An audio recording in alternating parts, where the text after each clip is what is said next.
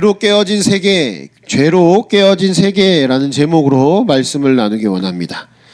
여러분 오늘 말씀을 시작하면서 사진 한 장을 같이 보기 원합니다. 이 사진을 한번 같이 보겠습니다. 지금 여러분 이 사진을 보면 어떻습니까? 어떤 장면처럼 보입니까?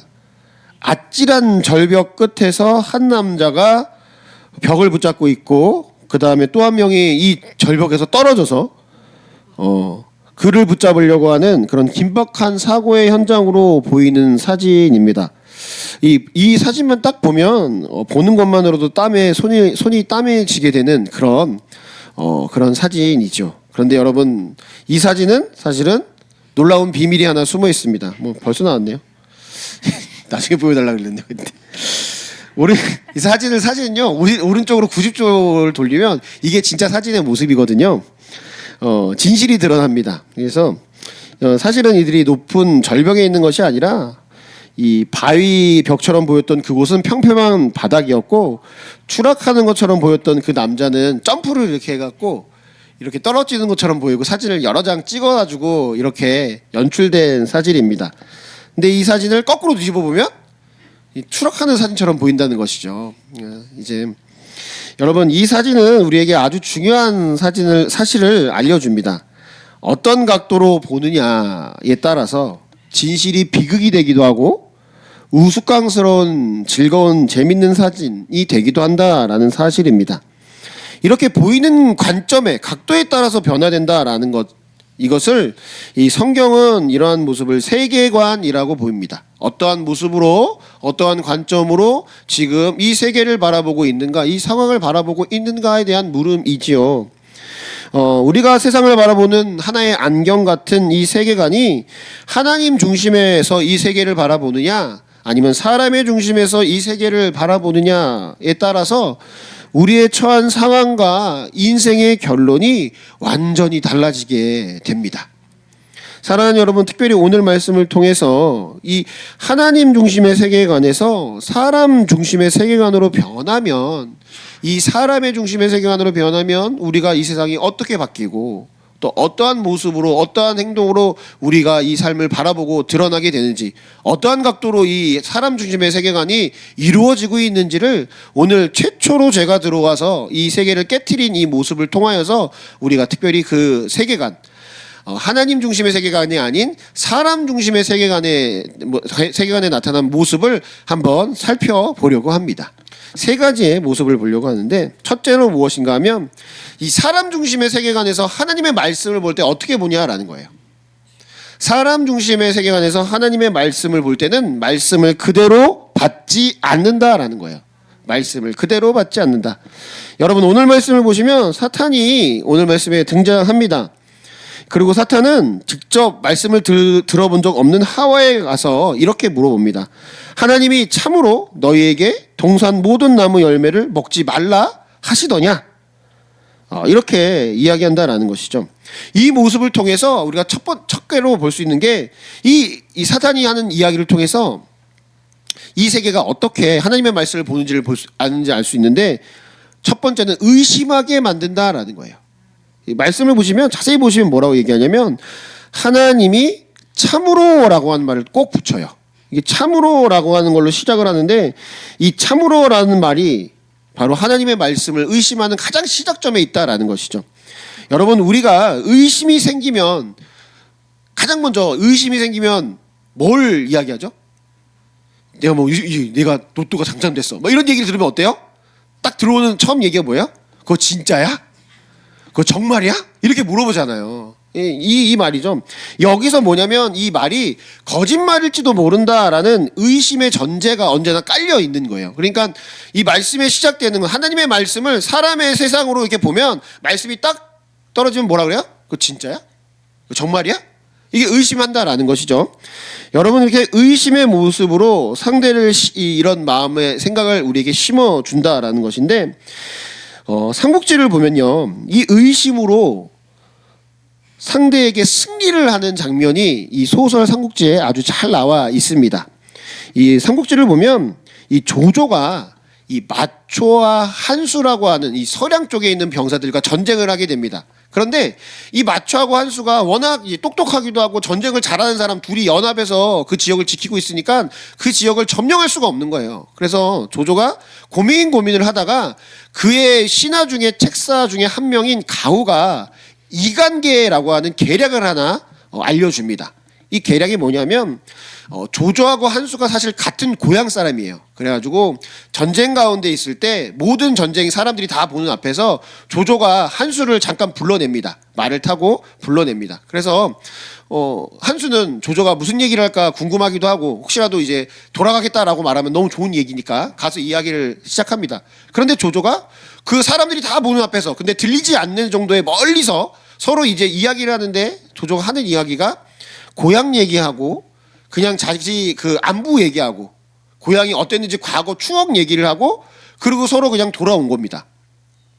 이 한수는 의아해하면서 다시 돌아오게 되고 한수랑 같은 편이 있었던 장군 하나가 더 있죠. 마초라고 하는 장군. 그러니까 마초 장군이 그걸 본 거예요. 이거 보니까 이 둘이 얘기하고 있는 걸 보니까 궁금하잖아요. 그래서 물어봤습니다. 무슨 얘기를 했냐? 라고 했더니 한수는 있는 그대로 얘기를 했습니다. 그냥 고향 얘기하고 친구 얘기하고 그러고 왔다. 근데 마초는 어떻습니까? 그걸 보면 이제 불안한 거예요. 의심이 조금씩 들기 시작하죠. 근데 여기서 이제 결정적으로 가후가 무슨 작전을 쓰냐면 다음번에 다시 또 만나게 하는데 그때는 조조가 편지를 하나 들고 한수에게 줍니다. 근데 이 편지 내용을 읽어보니까 한수가 그 편지를 보니까 편지의 내용이 이렇게 저렇게 써져 있는데 군사적인 내용이 써져 있는 부분, 중요한 내용이 있는 부분을 일부러 잉크로 이렇게 지워놓은 거예요. 다 지워놓은. 그래서 편지를 보면 무슨 말인지 알 수 없는 그런 편지인데 중요한 군사적인 내용을 다 지워놓은 편지를 조조가 한수에게 줍니다. 그리고 그걸 조조가 은밀하게 마초 장군이 그것을 알 수 있도록 이렇게 알려줍니다. 그래서 마초가 안 그래도 의심하고 있는데 한수가 편지를 받았다고 하니까 이게 내통하고 있나 싶어서 이 편지를 보여달라고 하니까 한수가 이제 아무 생각 없이 또 이제 보여줬죠. 보여준 걸 마초의 입장으로 보니까 중요한 내용은 다 먹물로 다 지워놓은 거예요. 이 마초가 이걸 보니까 이 사람 지금 뭐가 있구나, 있어도 뭐가 있구나라고 생각을 해서 서로 내분이 일어나게 되고 결국에는 마초가 막 이렇게 한수를 공격을 하니까 한수가 어쩔 수 없이 조조에 항복을 하면서 그 서량 지역이 점령되는, 그래서 조조가 손쉽게 승리를 거두게 되는 내용이 이 삼국지에 나타나게 된다는 것이죠. 사랑하는 여러분, 이 의심이라고 하는 것이 이렇게 무섭죠. 사탄은 우리에게 다가올 때 먼저 뭔가 대단한 거를 이렇게 보여주고 다가오지 않습니다. 오히려 우리가 알고 있는 이 하나님의 말씀을 놓고요, 뭐라고 얘기하냐면 그거 정말이야? 진짜야? 라고 물어보는 거예요. 의심이 무서운 거는 이 의심이 진짜냐 사실이냐라는 게 무서운 게 아니라 그 의심을 함으로써 어떻게 되죠? 소설 제가 말씀드린 조조와 마초와 한수의 모습을 보면 마초와 한수의 관계가 어떻게 되죠? 균열이 생기고 깨어지게 됩니다. 그렇게 돼서 무너뜨린 것처럼 하나님의 말씀을 의심하게 돼서 그 관계를 무너뜨리게 된다라는 것이죠. 이게요, 하나님을 떠난 사람들의 세계관에서 나타나는 전형적인 하나님의 말씀에 대한 모습이다라는 것이죠. 그러니까 이 세상은 하나님을 떠난 이 세상에서 하나님의 말씀이 딱 선포되면 사람들이 다 어떻게 해요? 아멘이 아니라 정말이야? 진짜야? 라고 물어보죠. 예, 의심하기 시작한다라는 것입니다. 그래서 하나님과의 관계를 무너뜨리는 그런 아주 중요한 모습으로 이 세상이 말씀을 본다라는 것이죠. 두 번째는 무엇인가 하면 이 말씀을 왜곡시킵니다. 말씀을 잘 보시면 참으로라는 말도 있지만 동시에 사탄이 이렇게 말하죠. 모든 나무 열매를 먹지 말라고 했냐? 먹지 말라고 한 건 맞아요. 근데 모든 나무는 아니잖아요. 근데 이렇게 물어봐요. 그러니까 이렇게 말하고 이렇게 말을 약간씩 왜곡을 시키는 거예요. 하나님께서 실제로 아담에게는 뭐라고 말씀하셨습니까? 창세기 2장 16절 17절 말씀입니다. 창세기 2장 16절 17절. 제가 16절은 제가 읽고 17절은 함께 읽을게요. 여호와 하나님이 그 사람에게 명하여 이르되 동산 각종 나무 열매를 내가 임의로 먹되 선악을 알게 하는 나무의 열매는 먹지 말라. 내가 먹는 날에는 반드시 죽으리라 하시니라. 아멘. 여러분, 하나님께서 동산나무의 열매를 먹지 말라고 하신 적이 없습니다. 다 먹지 말라고 하신 적이 없습니다. 오히려 모든 나무 열매를 내가 먹으라고 하시고 단 하나 선악을 알게 하는 나무 열매를 먹지 말라라고 말씀하시죠. 하나님께서는 모든 것을 허락하시고 단 하나의 열매를 금하신 것인데 사탄은 어떻게 이야기하죠? 모든 나무 열매를 하나님께서 먹지 말라고 하신 것처럼 말을 해서 마치 하나님께서 사람에게 모든 것을 금하고 빼앗은 것처럼 그런 생각이 들도록 이렇게 말을 바꿔놓는 것을 보게 됩니다. 여러분, 그 나치의 정권의 이 선전성동가였던 사람이 하나 있습니다. 괴벨스라고 하는 사람이 있는데 이 괴벨스가 선전과 선동을 너무너무 잘해서 독일에 이제 전쟁이 다시 한번 일어나게 되죠. 근데 이 사람이 무슨 얘기를 했냐면 그 선전성동가가 뭔 얘기를 했냐면 여기 써져 있는데 이렇게 이야기했습니다. 나에게 한 문장만 주면 누구든지 그 사람을 나는 범죄자로 만들 수 있다. 그의 전략은 아주 단순했습니다. 진실을 완전히 부정하는 것이 아니라 진실 속에 교묘한 왜곡을 섞어서 대중의 눈을 가리는 행동을 했다라는 것이죠. 오늘 본문이 바로 본문에 나타난 사탄이 이런 영적인 괴벨스와 같습니다. 하나님은 분명히 우리에게 동산의 모든 풍성함을 주셨습니다. 하지만 사탄은 그 풍성함을 싹 다 지워버리고 오직 금지된 것 하나에만 집중하게 만들었습니다. 하나님이 너를 정말 사랑한다면 왜 그걸 금하셨겠니? 사실은 너희가 하나님처럼 될까봐 그러는 거야 라는 왜곡된 생각과 해석을 이렇게 하나씩 덧붙인다라는 것이죠. 이 왜곡에 넘어가면 우리를 위해 독생자까지 주신 예수 그리스도의 사랑을 의심하게 되고 하나님을 나의 행복을 가로막는 방해꾼으로 생각하며 왜곡된 모습으로 우리가 하나님을 바라볼 수 있게 된다라는 것입니다. 이러한 의심과 왜곡에 이 하와가 안타깝게도 동조하게 됩니다. 하와는 3절의 말씀을 보시면 동산 중앙의 나무 열매는 먹지도 말고, 요건 맞아요. 근데 만지지도 말라라고 이야기를 합니다. 그러니까 하나님은 만지지도 말라라고는 하시지 않으셨거든요. 근데 이 왜곡이 이제는 사람에게 넘어가서 어떻게 해요? 자의적인 해석으로 넘어 들어가게 됐다라는 것이죠.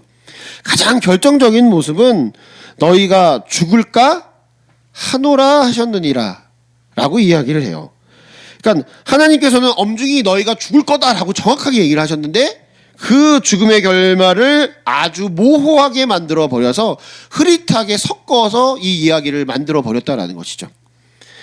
이때 이렇게 사람이 하나님의 일들을 의심케 하고 왜곡해 했던 이런 것을 붙잡고 사람이 같이 동조하기 시작하자 그때 이제 사탄이 하와에게 완전한 거짓말을 합니다.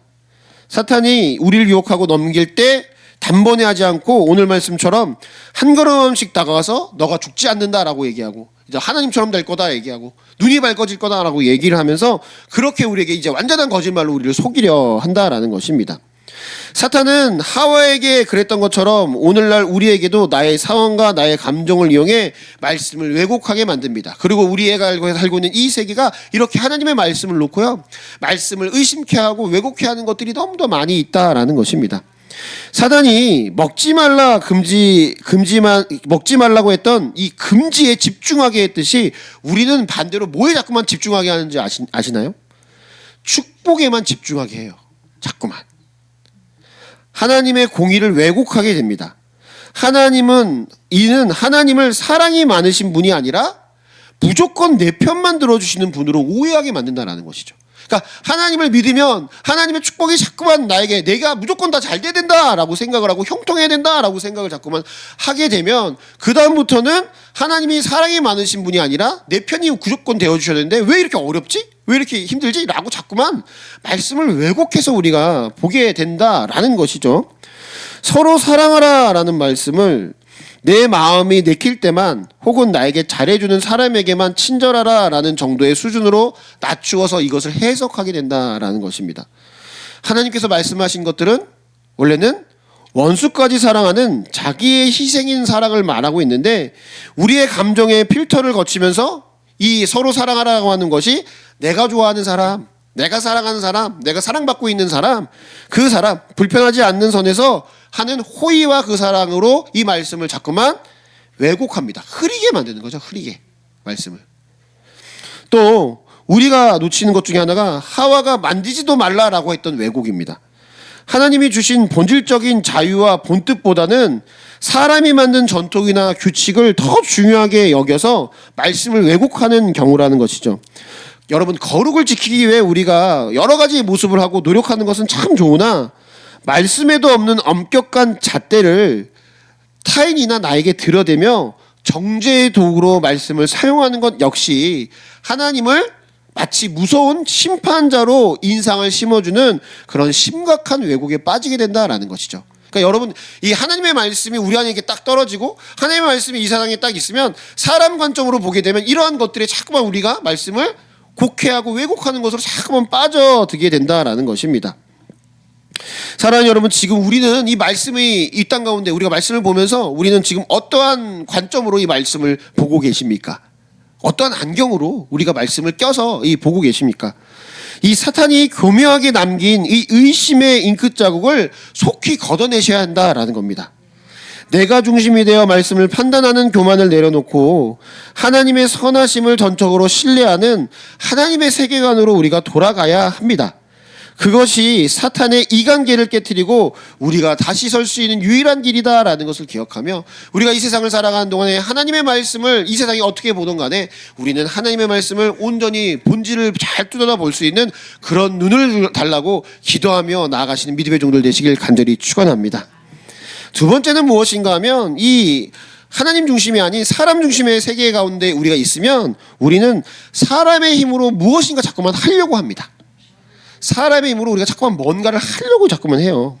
사탄의 거짓말에 넘어간 사람들이 어떻게 하죠? 결국에는 선악과를 먹습니다. 이 선악과를 먹은 사람들의 모습을 7절에서 이렇게 이야기하는데 7절 말씀을 보시면 그들의 눈이 밝아졌다라고 표현합니다. 이것은 결론적으로 보면 하나님 중심의 시선에서 사람 중심의 시선으로 바뀌었다라는 것이거든요. 사탄이 눈이 밝아지면 하나님처럼 될 거다라고 유혹했지만 정작 그들이 밝아진 눈으로 처음 마주한 결과가 무엇입니까? 벌거벗은 수치와 내가 하나님의 말씀을 어겼구나라는 죄에 대한 인식, 이러한 것들이 이제 나타나게 됐다라는 것입니다. 지혜로워진 것이 아니라 죄로 인한 수치를 알게 되었다라는 것이죠. 여러분, 사실은 이들이 벗었다라는 이런 수치라고 하는 것은 사실은 3장 말씀이 아니라 2장에 벌써 하나님께서 이들이 벌거벗었으나 그런 것을 몰랐다라고 이야기를 하고 있어요. 그런데 왜 이들은 그때는 부끄러워하지 않았을까요? 그전에는 하나님의 영광이라고 하는 찬란한 옷이 그들 앞에 입혀져 있었기 때문입니다. 하나님의 충만한 임재와 하나님의 사랑에 거할 때는 나의 모습이 보이는 것이 아니라 우리의 시선이 어떻게 돼요? 하나님께 맞춰져 있어요.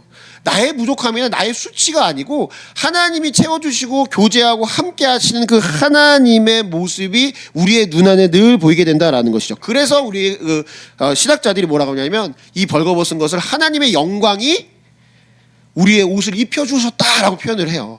그거를 이제 어거스틴이 그렇게 표현을 하거든요.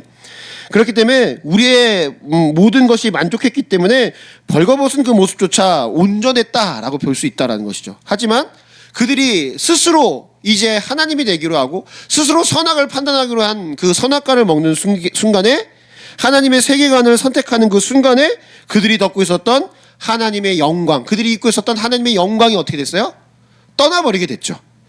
하나님의 영광의 빛이 사라지자 비로소 자신의 초라함과 자신의 벌거벗은 수치와 결핍이 드러나게 되었습니다. 사람의 눈이 밝아지면 정작 그들의 비참한 자신의 모습과 후회와 절망밖에 남아있지 않았다라는 것이죠.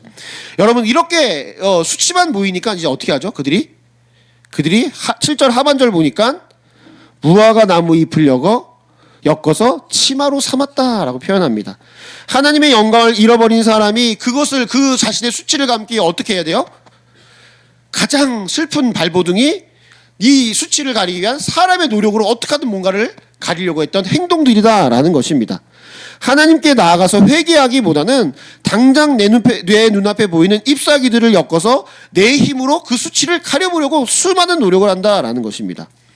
사람의 힘으로 자신의 죄된 모습, 자신의 욕망을 가리려고 수많은 노력을 합니다. 여러분, 이게요 뭐냐면 인류 역사상 최초의 자력 구원의 시도이자 하나님 없는 사람이 선택한 어떻게 보면 종교적인 몸부림의 하나의 모습이다라고 볼 수 있어요. 여러분, 무화과 잎는 엮는 행위가 오늘날 이 예수 믿지 않는 많은 종교들의 모습 속에서 얼마나 고행으로, 얼마나 다른 선행으로 처절하게 나타나고 있는지 정말로 말할 수 없이 많이 나타나고 있다는 것을 볼 수 있습니다. 이 힌두교의 이 고행자들, 이제 말씀을 준비하면서 이 자력 구원을 하기 위해 이 욕망을 어떻게 하든 없애고 죄된 것을 어떻게 하든 없애려고 하는 게 힌두교도 많이 있고 불교도 많이 있거든요. 근데 힌두교 고행자들을 보면 상상을 초월하는 고통으로 자신을 자꾸 밀어넣습니다. 왜 그럴까요? 욕망을 좀 죽여보려고. 그래서 어떤 사람들을 제가 이제 확인해 봤더니 어떤 사람은 이 손을 이렇게 들고 한 번도 내리지 않는 사람이 있어요. 그게 이제 하나님, 그들이 말하는 신한테 가는 자신의 이런 열심이고 자신의 이런 종교적 열심이다라는 거죠. 이게 그래서 막 피가 안 통하고 막 그럴 정도로 그렇게 이거 우리가 예전에 개그 콘서트 보시면 이 달인이라고 손 한 번 내리지 않는 그런 사람처럼 손을 한 번도 내리지 않는 그런 사람들이 있고 자신의 몸을 고행소에 계속 끊임없이 집어넣는 일들을 끊임없이 하고 있다라는 것이죠. 불교 역시도 이 장좌불화라는 말 혹시 아십니까? 이 불교 고행 승려들이 하는 것 중에 하나가 앉아서 무조건 생활하는 거예요. 그러니까 땅에 한 번도 눕지 않는다는 거예요. 자기가 죽을 때까지. 그래가지고 끝까지 앉아서 밥을 먹어도 앉아서 밥은 원래 앉아서 밥을 먹죠.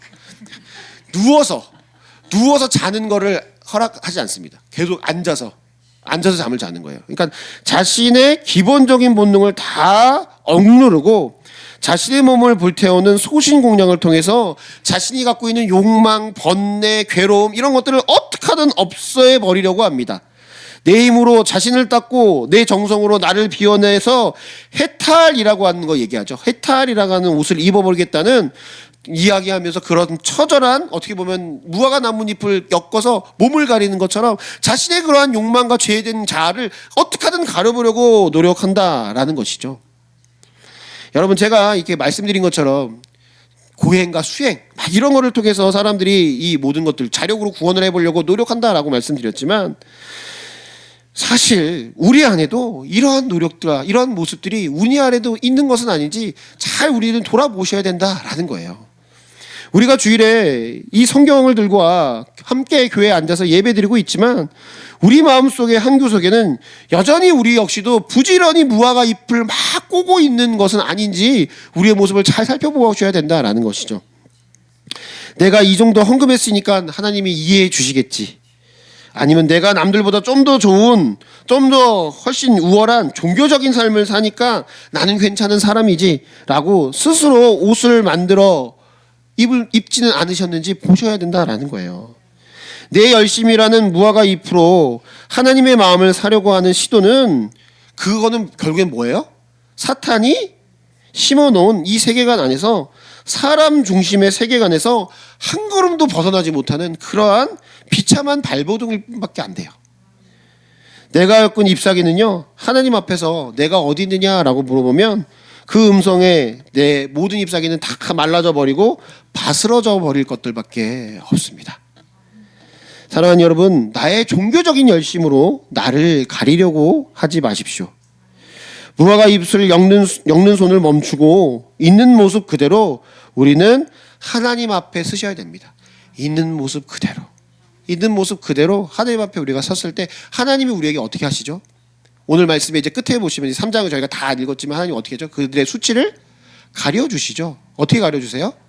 말라 비틀어질 무화과 잎으로 가려주시는 게 아니라 가죽 옷을 입혀주십니다. 그리고 우리에게는 예수 그리스도라는 영광스러운 옷을 다시 입혀주시죠. 이제 우리가 다음 주에 이제 볼 건데 예수 그리스도를 우리가 어떻게 하죠? 옷 입는다라고 표현을 하잖아요. 제가 말씀드린 것처럼 하나님이 죄가 없는 아담과 하와에게 영광으로 옷을 입혀주셨다라고 말씀하셨던 것처럼 예수 그리스도께서 다시 우리를 그 십자가의 보혈로 다시 하나님의 그 영광의 자녀의 옷을 우리에게 그리스도의 피로 입혀주시죠. 그런 것처럼 우리는 내 열심으로 나의 열심으로 그걸 가리려는 것이 아니라 내 모습은 그대로 하나님께, 하나님은 우리의 모습을 보시고 그리스도의 옷을 우리에게 입혀주셔서 우리가 그렇게 해서 우리가 나아가야 된다라는 것이죠. 그러나 이 세상은 어때요? 언제나 우리에게 죄짓고 수치한 모든 것들을 다 알게 해놓고 하는 말이 뭐예요? 너 힘으로 어떻게 좀 해봐라. 자력으로 어떻게 해봐라. 교회가 아닌 타 종교로 뭐 해봐라. 교회 안에서도 자꾸만 나무님 엮으라고 얘기하면서 열심히 해봐. 하나님이 다 그거 받아주실 거야. 라고 이야기한다라는 것이죠. 여러분, 우리는요.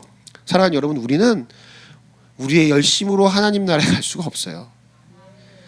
우리의 힘이 아니라 우리의 죄된 모습을 그대로 하나님께 드러냈을 때 하나님이 우리를 긍휼히 여겨주셔서 우리에게 옷 입혀 주시는 자들이 옷 입혀 주셔야 우리가 하나님 앞에 온전히 설 수 있다라는 것을 꼭 기억하시며 사람의 세계관에서 다시 하나님의 세계관으로 돌아오시는 귀한 믿음의 종들 되시길 간절히 축원합니다. 세 번째는 무엇인가 하면 세 번째는 하나님 앞에서 변명한다라는 겁니다. 변명한다라는 것입니다. 죄로 인해 깨어진 세계관을 갖게 된 아담과 하와는 수치심에 무화과 나무 잎을 치마로 만들고 하나님을 피하여 숨게 됩니다. 그러나 하나님은 이 모든 것을 다 알고 계시죠. 그리고 하나님은 아담을 부르십니다. 전에도 제가 이제 청세기 새벽에 말씀을 나누면서 말씀드렸지만 하나님께서 아담을 묻고 찾고 있는 것은 아담을 어디 숨었는지 몰라서가 아닙니다. 찾지 못해서가 아니고 그에게 다시 용서의 기회, 회개의 기회를 주시기 위해 하나님께서 찾고 물으신다라는 것이죠. 그런데 이 죄악이 우리의 관점으로 넘어간 이 상태가 되니까 하나님께서 이 찾으시는 것에 대해서 어떠한 반응으로 우리 사람들이 어떻게 하죠? 이 사람 중심의 세계관 안에서는 이것이 어떻게 일어나죠? 하나님이 물으시니까 자기의 죄에 대한 변명만 하게 됩니다. 창세기 우리가 읽지 않은 12장 13절 말씀, 3장 12절 13절 말씀입니다. 제가 한 절 읽고 여러분들이 한 절 읽고 이렇게 하겠습니다. 아담이 이르되 하나님이 주셔서 나와 함께 하신 여자 그가 그 나무 열매를 내게 주므로 내가 먹었나이다. 여호와 하나님이 여자에게 이르시되 내가 어찌하여 이렇게 하였느냐. 여자가 이르되 뱀이 나를 꿰므로 내가 먹었나이다. 아멘. 여러분, 우리가 말씀을 나눈 이 부분을 보시면 아담과 하와가 동일하게 하는 이야기가 뭐냐면 내 잘못은 없습니다예요. 아담은 하와가 먼저 아담의 모습을 보면 어떠한 모습으로 나타나냐면 변명을 하는데 관계를 다 깨트려요. 관계를 다 깨트리면서 변명을 만들어요. 보세요. 이 하와가 열매를 줬기 때문에 먹었습니다 라고 얘기하는데 그 표현을 어떻게 표현을 해요? 하나님이 주셔서 나와 함께 하신 여자라고 얘기를 해요. 하나님이 주셔서 나와 함께 하신, 이거는 뭐예요? 여러분, 하나님한테 탓도 하지만 여자한테도 다 밀어놓는, 관계를 다 깨트리는 거잖아요. 그런데요, 여러분, 3장에서 이 하와에 대해서 아담이 이렇게 표현을 하잖아요. 근데 아담이 사실은 2장에서 하나님께서 이 아담이 홀로 있는 걸 좋지 않게 생각하셔서 그 뼈를 이렇게 떼어서 하와를 만들어서 아담한테 이렇게 보여주셨을 때 아담이 뭐라고 이야기하고 뭐라고 고백했는지, 뭐라고 찬가를 보냈는지 아십니까? 1부 때는 이거 하니까 다 외우셔서 대답을 하시더라고요. 내 뼈 중에 뼈요, 살 중에 살이다. 내 뼈 중에 뼈요, 내 살 중에 살이다 라고 얘기했어요. 그러니까 아담이요, 지금 하와한테 뭐라고 얘기했냐면 사실은 만났을 때는 당신은 곧 나입니다 라는 표현이거든요. 이 표현이 히브리적 표현 가운데는 최고의 찬사예요. 최고의 찬사. 최고의 찬사. 상대방을 나 자신처럼 소중히 여기며 그 존재 가치를 하나님 안에서 기뻐했던 하나님 중심의 세계관의 절정을 보여주는 고백이 내 뼈 중에 뼈요, 내 살 중에 살이다 라는 고백이었거든요. 그런데 이 하나님 중심의 세계관에서 이웃과 사람들을 볼 때 이렇게 표현했던 이 아담이 죄악으로 넘어와서 하나님이 아닌 사람 중심에서 이 사람을 보니까 어때요? 관계가 다 깨어져요. 내 잘못 아니에요. 이 사람 하나님 보내준 사람이잖아요. 관계를 다 깨트려 버린다라는 것이죠. 죄로 인해 눈이 멀어지자 아담의 입술에서는 차갑고 날카로운 칼날이 튀어나오는데 하나님이 주신 저 여자 때문입니다. 나 자신보다 소중했던 뼈 중의 뼈가 이제는 내 목숨 하나 구하기 위해 가차없이 내던져야 할 변명의 도구로 관계가 완전히 깨어져서 나오게 되는 것이죠. 사랑하는 여러분, 죄로 인해서 깨어진 세계에 이 사람을 보는 그 시선이 얼마나 무섭고 비참합니까? 사람과의 관계를 다 깨트려요. 세상과의 관계가 얼마나 비참합니까? 우리가 사는 이 세상이 이 끼어진 관계로 또 이러한 변명으로 얼마나 많은 상처와 괴로움을 경험하는지 모릅니다. 우리가 살고 있는 이 세상이 다 자기 살기 위해서 사람들 관계를 다 깨트려요. 다. 정말 위험하기 시작하면 다 깨트리고 다 깨어진 상태로 우리가 살아간다라는 것이죠. 마음이 아프지만 이 깨어진 관계가 지금 우리 세상 가운데 나와 있는 모습이기 때문에 이 땅에 있는 지상에 있는 교회 역시도 어때요? 이 깨어진 관계로 이어지는 이런 것들이 결코 자유롭지 못하다라는 거예요. 그래서 사랑하는 여러분, 우리는 교회를 볼 때마다 언제나 이러한 모습을 보면서 마음 아파해야 한다라는 거예요. 사랑하는 교회가요, 사랑하는 여러분, 우리 교회가요, 이 땅 가운데 발을 딛고 있는 상 우리는 이런 관계를 어쩔 수 없이 경험하게 될 것입니다. 사람들과 교인끼리 보면은 아무 문제 없이 그냥 예수 그리스도의 사랑으로 그냥 다 내 몸은 내 몸이고 당신 몸은 당신 몸, 이게 분리가 되는 게 아니라 당신은 뼈 중에 뼈요 살 중에 살이요 우리는 다 하나입니다 라고 이야기하는지 않고, 와, 우리끼리도 막 서로 갈라지고 싸우고 막 그러거든요. 이 지상에 있는 교회도 그러거든요. 그럴 수밖에 없거든요. 그러면 우리는 어떻게 이야기해요? 그런 것을 아파하고 기도하고 치유하는 게 우리예요. 세상은요, 그렇게 막 깨지는 걸 보면서 뭐라고 얘기해요? 세상은 다 그런 거야, 믿지 마, 다 그런 거야 라고 얘기하지만, 교회는 어때요? 아파하고 기도하고 치유하고 어떻게 하든 그 깨어진 관계를 매듭하려고 노력하는 게, 발버둥 치는 게 교회의 모습이고요. 사랑하는 우리 교회가 그런 교회 되기 원합니다. 우리 교회가요, 또 들어오면 그냥 한 가족이고 뭐 서로 뭐 그런 거 관계 깨어지는 거 없고 그런 교회면 참 좋겠어요. 저도 그러길 바라고 그렇게 기도해요. 그러나 우리 교회가 진짜 강력한 교회가 되려면 뭐예요? 깨어지고 무너진 관계 가운데서도 붙잡고 기도할 줄 알고, 붙잡고 눈물을 흘릴 줄 알고, 붙잡고 같이 아픔이라고 얘기하면서 어떻게 하면 좋을지 모르겠다고 말해주는 그 한마디가요, 그 한마디가 있는 교회가 진짜 교회예요. 그게 세상에 깨어진 관계 속에서 교회가 할 수 있는 일들이라는 것이죠.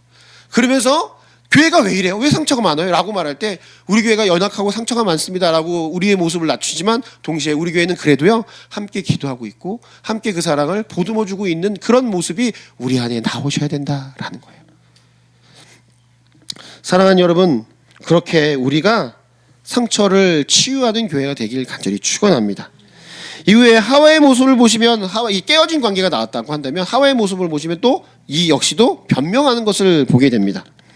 여러분, 이 변명이 끊임없이 일어나게 되는데, 영화 쇼생크 탈출을 보게 되면 이 쇼생크라고 하는 교도소에서 주인공을 비롯한 여러 범죄자들이 나옵니다. 근데 이 범죄자들이 이 영화를 보시면 아시겠지만 금기될, 묻지 말아야 할 질문이 하나 있어요. 그게 뭐냐면 이 교도소에 어떻게 왔냐라는 거예요.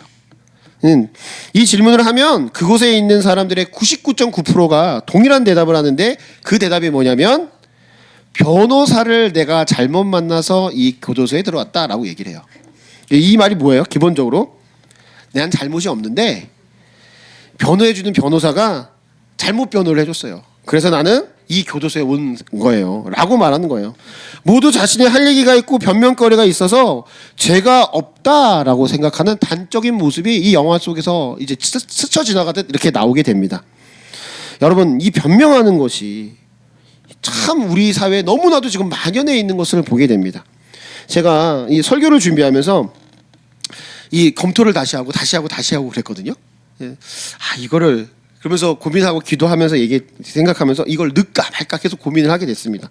왜냐하면 이 얘기를 또 하면 불붙는 뭐가 있을 수도 있을 것 같아서 그랬습니다. 근데 얘기를 해야겠구나라고 하고 새벽에 얘기했는데, 이 변명의 모습이 이 정치에서 참 많이 일어난다라는 거예요. 이 영향이 정말, 그리고 그 영향이 정말 심각합니다. 그러니까 제가 어느 특정 정당을 얘기하는 게 아니라 어느 정당이든 잘못을 분명히 이 국민들이 다 봤어요. 이거 잘못했어요. 다 들려요. 그런데 그 잘못했다고 하는 모습이 없어요.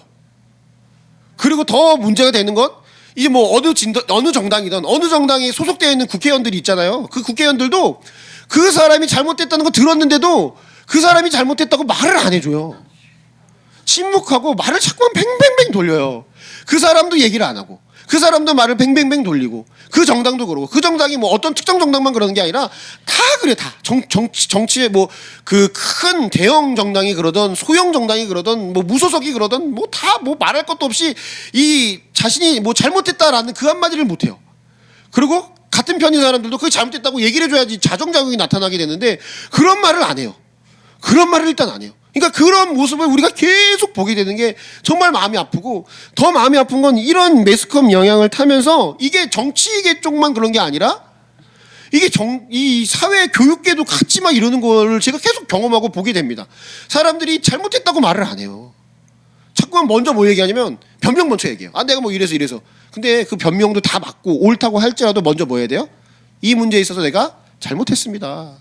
사과합니다. 라고 말을 먼저 하고 나서 그런 얘기를 해야 하는 게 맞는데 사과는 없고 계속 변명, 침묵 이런 것만 이루어지는 것들이 어쩌면 이 정치의 모습을 너무 많이 우리가 매스컴에서 비추어지면서 그런 모습의 영향을 우리가 계속해서 받고 있는 것은 아닌지, 그리고 그런 것들이 이제는 사회, 교육, 정치뿐만 아니라 부끄럽지만 교회도 자유롭지 못하게 그런 일들이 일어나는 걸 보게 되더라고요. 너무 마음이 아프고, 이렇게 마치 변명을 하고 잘못을 인정을 하면 그 사람을 매장시킬 것 같다. 그 사람을 매장시키는 공포에 마치 몰아놔서 절대로 잘못했다라고 말하지 마라고 말하는 사회 분위기가 지금 우리가 살고 있는 이 사회에 너무나도 만연해 있다라는 생각에 제 마음이 너무나도 아프고, 이게 결국에는 결정적으로 죄로 인해 파괴된 세계와 그 세계관에 쐐기를 박는 모습이라고 저는 생각을 해요. 너무 마음이 아파요. 그래서 사랑하는 여러분, 제가 이제 말씀드린 것처럼 지금까지 죄로 깨어진 이 세계가 사람 중심의 세계관이 나타난 모습들에 대해서 제가 이렇게 세 가지, 그 안에 두 가지씩 얘기를 하면서 말씀하고 이야기를 나누었습니다. 하나님의 말씀을 의심하고 왜곡하고 사람의 수치와 자기 구원에 대해서 이야기하고, 하나님 앞에 선 사람은 할 수 있는 것, 관계를 다 깨트려버리고 문제가 생기면, 또 한 가지는 변명으로 일관된 모습. 그러한 6가지의 모습을 보면서 한 가지의 결론으로 우리가 이 모든 것들을 내려놓을 수 있는데, 사람 중심의 세계관에 있는 우리의 모든 사람들은요, 우리의 힘으로는 결코 구원받을 수 없다. 그 죄의 문제를 해결할 수가 없겠구나라는 결론에 도달하게 됩니다. 여러분, 오늘 말씀을 보시면요, 하나님께서 이 모든 과정을 다 보세요. 그리고 아담에게 물어보세요. 어디 있냐고 물어봤죠. 그 다음에 왜 이렇게 됐냐라고 물어보시니까 아담이 12절, 13절에 막 변명하잖아요. 그 변명을 듣고 3장 15절에 하나님께서는 사람의 그런 변명과 모습과 상관없이 우리의 구원의 길을 제시해 주십니다. 우리의 길을 제시해 주십니다. 그리고 다시 다 깨어진 이 세계 회복시키겠다고 하나님께서 선언을 하시죠. 그것을 지금 이 시대가 지나 그것을 이루셔서 우리에게 어떻게 하셨어요? 예수님을 통하여 회복된 세계관을 보여주셨습니다. 예수님을 통해서 우리가 다음 주에 살펴볼 의심이 아닌 확신, 왜곡이 아닌 진리, 수치가 아닌 영광, 자기 노력이 아닌 은혜, 깨어진 관계에서 이웃까지 사랑하는 관계로, 변명이 아닌 자기 십자가로 무너진 이 세계를 회복시키는 모습이, 그리고 이 세계를 어떻게 바라보고 이 세계가 어떻게 회복시킬 수 있는 것인지를 우리에게 보여주셨다라는 것입니다. 사랑하는 여러분, 그리스도를 통해 회복된 세계관으로 이 세상을 바라보시기 바랍니다.